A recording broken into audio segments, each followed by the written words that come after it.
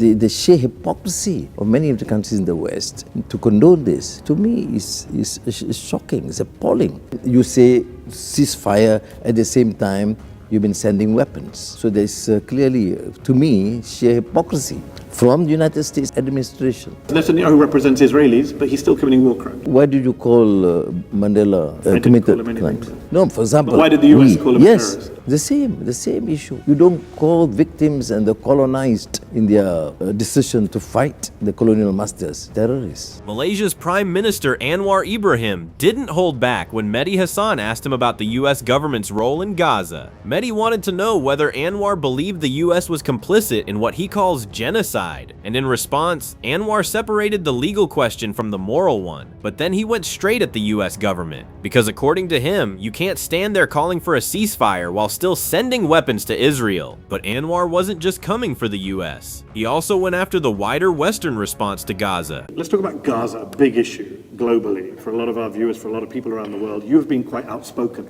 about Israel's assault on Gaza, even calling it a genocide, a word that many Western leaders avoid saying at all costs. What has it been like for you personally, as a Prime Minister of Malaysia, as a Muslim, as a father, to see what we have seen unfolding on our TV screens, on our phones for the past year? Well, I've followed this case for the last many decades. I've been even arrested when I was a student leader, supporting the Palestinian cause, the release of Arafat. I've attended the PLO session. I think he called you a son of Palestine. Yes, in 1983 or much earlier. And so it's not new. But the sheer hypocrisy of many of the countries in the West to condone this, to me, is shocking, it's appalling. And therefore, we have to speak up. I mean, Malaysia is a small country, but I think it is a voice of conscience. I represent the vast majority of Malaysians. I think you represent the vast majority of a lot of people around the world. You mentioned hypocrisy on this issue. In May, when you were asked if the US is complicit in the war crimes Israel is committing, you said that you are, quote, in no position to deny that. Does that mean that, in your view, President Joe Biden of the United States, who has been driving much of that support for Israel, giving aid, giving bombs in an almost unconditional way, is he complicit in those war crimes? Is he complicit in the genocide that you have identified in Gaza? Well, complicity in the genocide per se is, of course, a strictly legal question. But morally? Yeah, in certain, there's, of course, I've said that, moral abandonment, which means you condemn, you say ceasefire, at the same time, you've been sending weapons. So there's clearly, to me, sheer hypocrisy. From Joe Biden? From the United States administration. The US, obviously, is a crucial player in this. Israel is becoming a bit of a pariah in the world, I think it's fair to say, with the law cases, with countries now trying to bring in sanctions, Colombia, other countries. Malaysia has said that you won't allow any Israeli ships to dock in your ports. Yes. Some people would say, why not extend that to US ships? Why not take a stand against the US? Because Israel can't do anything without US support. Is that on the horizon? Be realistic, then you have to go against hundreds or probably umpteen other countries. I think we do confine ourselves to the issue of Palestine and the direct perpetration by Israel.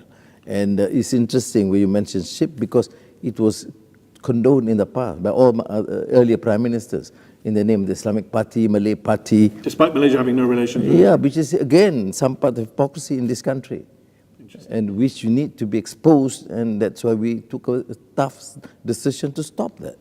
In March, during a visit to Berlin in front of German Chancellor Olaf Scholz, you fiercely criticized Europe's position on the conflict, on the genocide. You pointed out, that they only concerned about one particular incident and one victim, namely Israel, and forgetting the suffering of the Palestinians. Those remarks of yours went viral online. Tell me, what were you thinking in that moment? You're sitting in Germany, country where the Holocaust happened, a government which is very pro-Israel. You represent an Asian country, a middle-income country. What were you thinking there when you made those remarks? Because the Chancellor looked pretty uncomfortable sitting next to you. But Chancellor Olaf Scholz is a good friend, and a very frank exchange with him. He was very candid. I took a lot of pain in trying to explain to him. Of course, he understands that, fair, but then there was a very provocative question. I don't know anything about provocative questions. So I have no choice. I have to say the truth. Yeah. And I think, well, to be fair to Olaf Scholz, he was exceedingly kind and polite, and we went on for another 2 hours after that of intensive discussions. Do you think it's interesting that what you said that day probably represents the views of more Europeans than European leaders do? I believe it represents many Europeans, but certainly the younger ones, the students, the youth. 100%. They appeal. They have been demanding for justice, and they have expressed their horror and anger for this despicable act to continue. This past May, the ICC chief prosecutor requested a series of arrest warrants, including for Israeli Prime Minister Benjamin Netanyahu, as well as his defense minister Yoav Gallant. Do you support arrest warrants for those two men? And do you believe Western countries should execute those warrants if they are handed down by the court? Well, once the court decide if they are members of the ICC, which many of the European countries in the United States are not members, it's also an issue. But Why isn't Malaysia a member, by the way? Well, there are issues because of the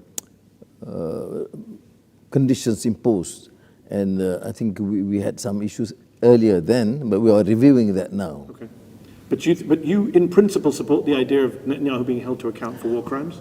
We are, in principle, support of any possible measure by the international community to stop this madness. So it's interesting because the ICC chief prosecutor asked for 5 arrest warrants, 2 for Netanyahu and Gallant, 3 for leaders of Hamas, including Ismail Haniyeh, who was killed in Tehran not long ago.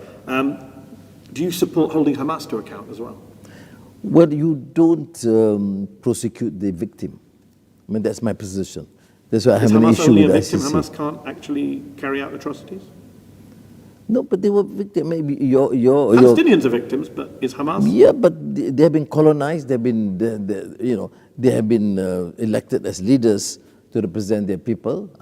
I don't necessarily share their views on many issues, but I think I do understand the plight of these people. If one part of my country is being colonized, I wouldn't stop at anything just to make sure they have freedom. But you can be pro-Palestinian without being pro-Hamas.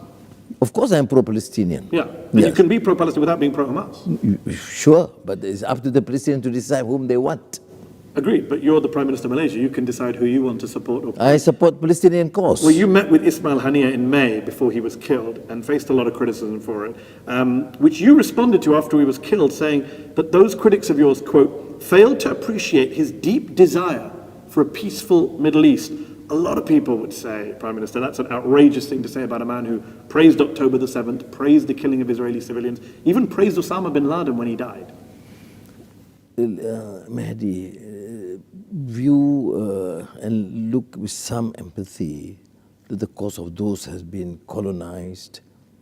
And that's Palestinians again. I'm asking about Hamas. Yes, I'm talking about Hamas represents the Palestinians. Not all Palestinians are partial Palestinians.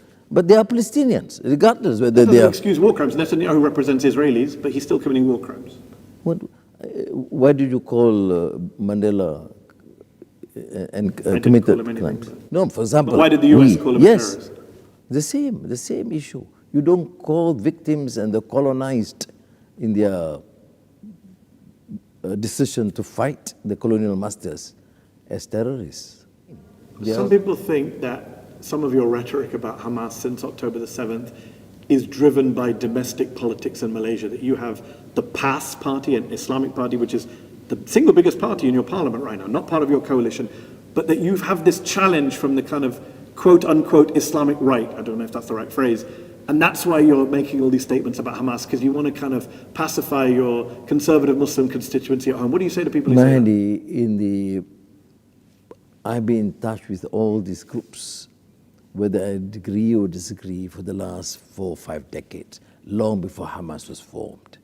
And so I don't see why I need to be dictated by the times here. I have known Haniyeh for the last few decades.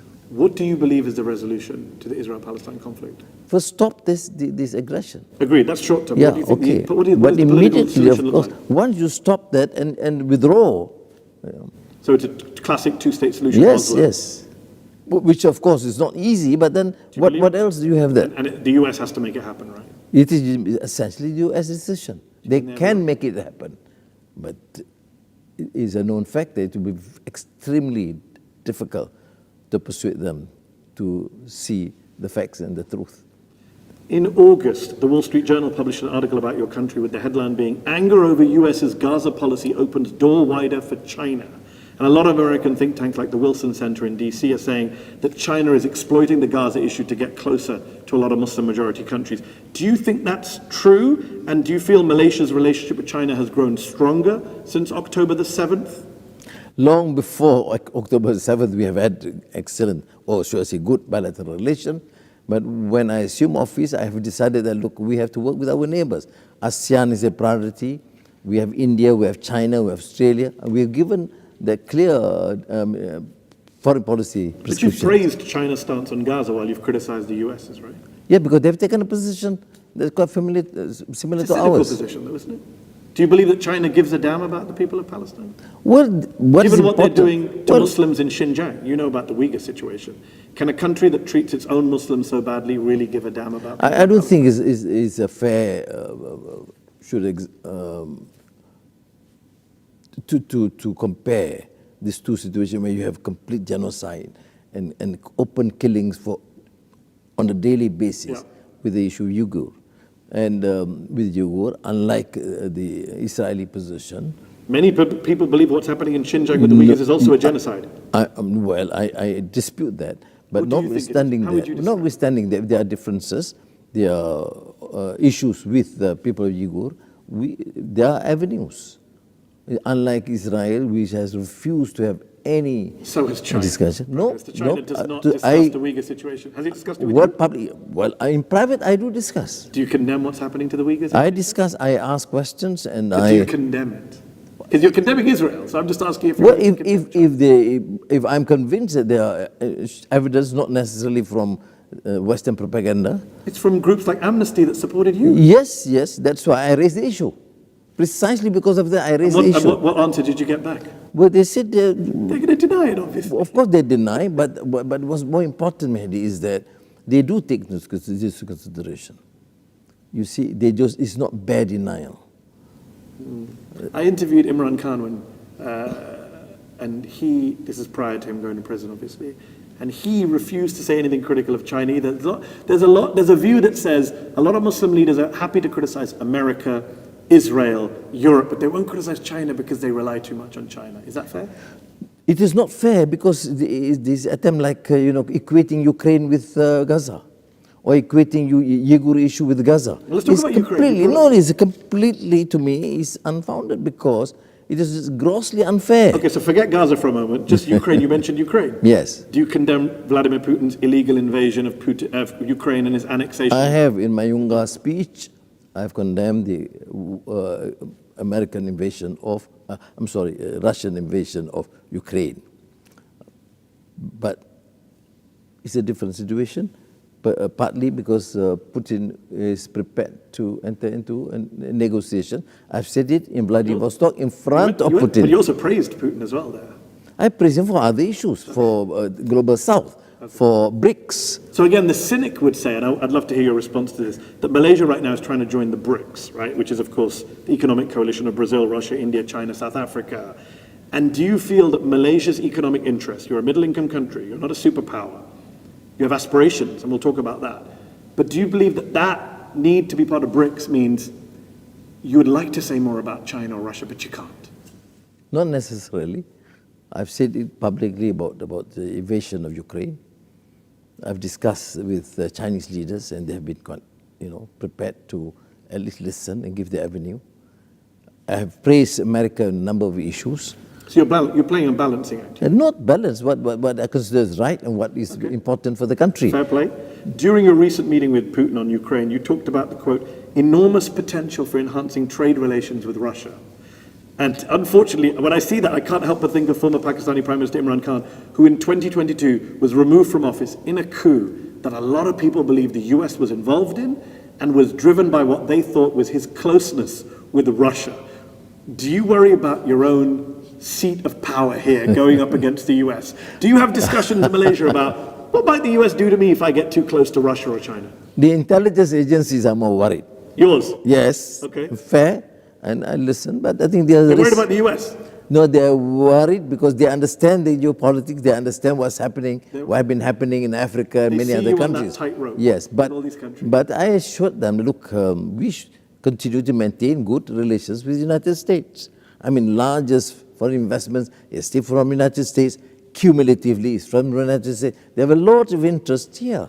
Now, we have not, I mean, to be fair, we have not seen any sign of the United States meddling into internal That's what politics. I was about to ask. Have they not spoken to you? No one from the administration has reached out to you or your people to say, what is Anwar saying about Putin or China or Hamas? We've not heard any Well, feedback. more so regarding China, and of course some concerns about my visit to Vladivostok.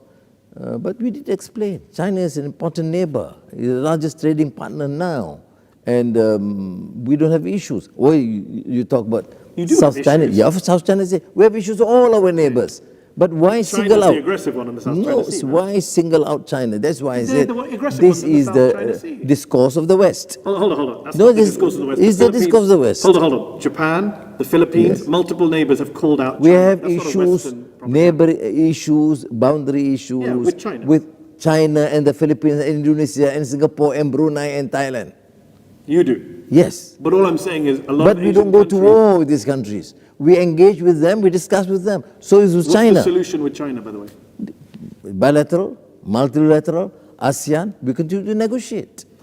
These economic partnerships with Russia and China, they are growing. Malaysia potentially could join BRICS. Your country saw a GDP increase of nearly 6% in the second quarter of this year, way surpassing initial estimates. I believe the economy is set to expand up to 5% overall this year. Is the economy doing better than it did at the start of your premiership, and what is the cause of that? Well, I would say there are also international and the regional atmosphere, which is conducive, but more so is the issue of governance, is transparency, clarity of policies, and effective execution of policies, ease of doing business. And I think that has probably changed the perception of the country, because in the past it's always been totally corrupt countries, one MDB, nothing else. Yeah. So we say, look, we do not condone that. And in fact, the crusade against corruption is tough. We talked about the Chinese leadership, we talked about Putin, we talked about Netanyahu. Let's talk about some other controversial leaders, particularly in the US. Former President Donald Trump is running for re-election. I know you spoke to him, I believe, recently after the attempted assassination attempt. No, I didn't. Or you sent your regards, yes. I believe you, publicly to check he Yes. was okay. He says that if he wins, he's going to bring back an even bigger Muslim ban. How worried are you about that, as well as his brazen, blatant Islamophobia? Well, we have to deal with it. I strongly object to that. We will certainly express our views, but the days of racism, of religious bigotry, of Islamophobia must end. And I think even smaller countries will continue to express. Hopefully he will adjust and change with power. Nobody knows. I don't think that's the case. Well, I agree with you, but There's no evidence that he's about to change his views. He may be worse than before.